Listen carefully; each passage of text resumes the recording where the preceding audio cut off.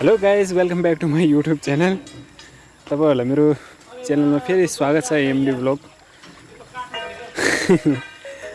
र अहिले चाहिँ आज चाहिँ हामी गाडीमा चाहिँ सपोर्ट चेसिसमा चाहिँ डबल सपोर्ट लगाउँदैछौँ भित्रबाट पुरै चेसिस लिएर। अनि तपाईँहरूको लागि चाहिँ पक्का बनोस् भनेर चाहिँ गाडीमा चाहिँ राम्रो पहाड चल्ने गाडी, अनि त्यही भएर चाहिँ त्यसमा त्यो अब माथि सपोर्ट राम्रो चाहिन्छ होइन। अब डबल कम्पनीले एकदमै पातलो च्यानलहरू दिएको हुन्छ, त्यो च्यानलमा चाहिँ एकदम क्र्याक हुने धेरै डर हुन्छ, सम्भावना धेरै हुन्छ। र हामीले चाहिँ पहाडमा चाहिँ अब हेर्न सक्नुहुन्छ उर्छेर गाडी लग्नु पर्छ होइन। त्यसमा चाहिँ अब कहिले अब ओभरलोड हुन्छ, कहिले पछाडि मात्रै माल हुन्छ, कहिले अगाडि मात्रै माल हुन्छ।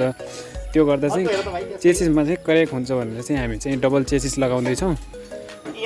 कसरी भनेर चाहिँ अब चेसिसको टुक्रा यो छ हाम्रो। अनि लगभग हाम्रो समथिङ 30,000 जति 25-30 को अनुमानमा चाहिँ हाम्रो गाडीमा खर्च आउनेछ। अनि साथीहरू हामी चाहिँ घोराइमा चाहिँ अटो भिलेज चन्द्रपट्टामा चाहिँ हामीले काम गराइरहेको छौँ। तपाईँहरू पनि चाहनुहुन्छ भने आउन सक्नुहुन्छ।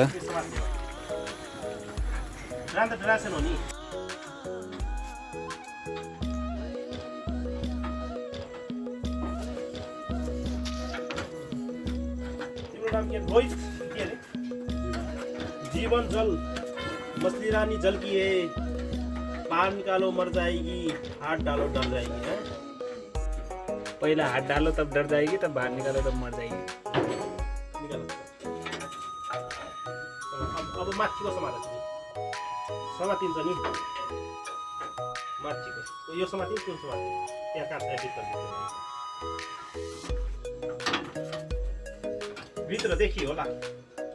ओला भाइ ओला ए भाइ तिमीले 17 म पकडाइदिन्छु 17 को चाबी। यो guys Chandrapatta workshop Ghorahi auto village. यो हाम्रो चेसिसको टुक्रा 5-5 फिटमा छ दुईटै। अनि यो क्रसमेम्बरको ठिया पनि चेसिसको नै बनाउनेछौँ हामीले। कम्पनीको धेरै पातलो छ, अनि त्यही भएर चाहिँ हामीले चाहिँ क्रसमेम्बर पनि चेसिसको नै टुक्राको बनाउनु पर्छ भनेर बनाउन लागेको। चन्द्रपट्टा वर्कसप यो हाम्रो चेसिसको टुक्रा दुवै साइडमा। अनि के कस्तो लाग्छ कमेन्ट गर्नु होला, कतिको मजबुती बन्यो। तपाईँहरूलाई पनि बनाउने चाहना छ भने चाहिँ सम्पर्क राख्नु होला। सम्पर्क नम्बर चाहिँ मलाई थाहा छैन, मलाई युट्युबमा कमेन्ट गर्नु होला, म चाहिँ तपाईँहरूलाई सम्पर्क नम्बर दिन सक्छु। विशेष गरी त सबैलाई थाहै छ चन्द्रपट्टा घोराइ कहाँनिर छ भनेर, नचिन्ने त कुरै हुँदैन। तेरोको चाबी लिएर आउँछ दिन्छ।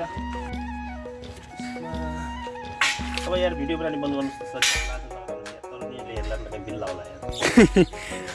यहाँलाई चाहिँ केटीले हेरेपछि चाहिँ बिल्ला हुन्छ अरे है। दर्शक केटीले हेर्दै हुनुहुन्छ भने बिल्ला नगरिदिनु होला है।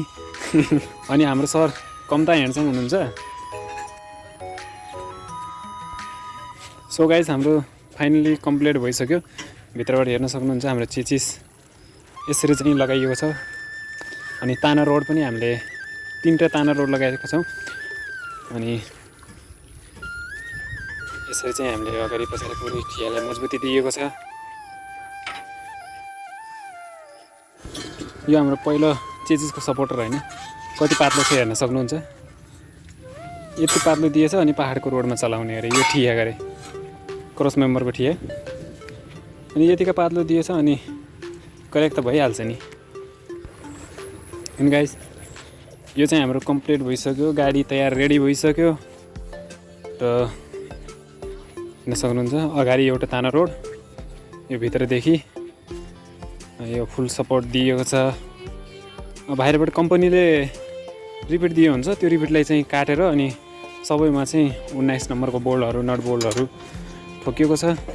भित्र यो चेसिस हेर्न सक्नुहुन्छ। कहीँतिर तपाईँहरूलाई चाहिँ मिस्टेक लागेको छ भने कमेन्ट गर्नुहोस्, त्यसलाई चाहिँ हामीले सुधार गर्नेछौँ।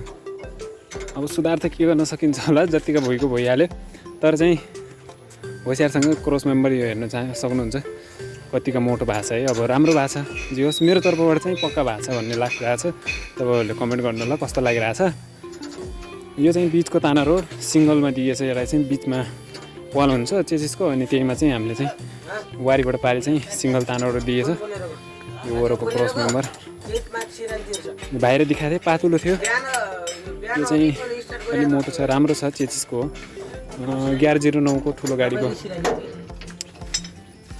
चेसिस लिएर लगाइएको छ सो गाइस फाइनली हामी चाहिँ अब कम्प्लिट भइसक्यो यो पछाडि एउटा ताना रोड माथि पटरा भइहाल्यो अनि यो चाहिँ हाम्रो अर्को ताना रोड सिङ्गल यो देख्न सक्नुहुन्छ अनि अगाडि चाहिँ एउटा अर्को ताना रोड छ है यो चाहिँ फेरि तपाईको सेन्टरमा ताना रोड भइहाल्यो सो फाइनली हाम्रो गाडीमा चाहिँ लगभग लमसम 30,000 समथिङको खर्च आयो टोटल गर्दा तपाईहरुलाई चाहिँ अलि चेसिस चाहिँ अलि राम्रो सस्तो मूल्यमा पाउँछ भनेपछि चाहिँ अलिकति खर्च कम पनि लाग्न सक्छ अनि अलिकति बढी पनि हुन सक्छ बेसिकली चाहिँ ठ्याक्कै यति भन्न सकिन्न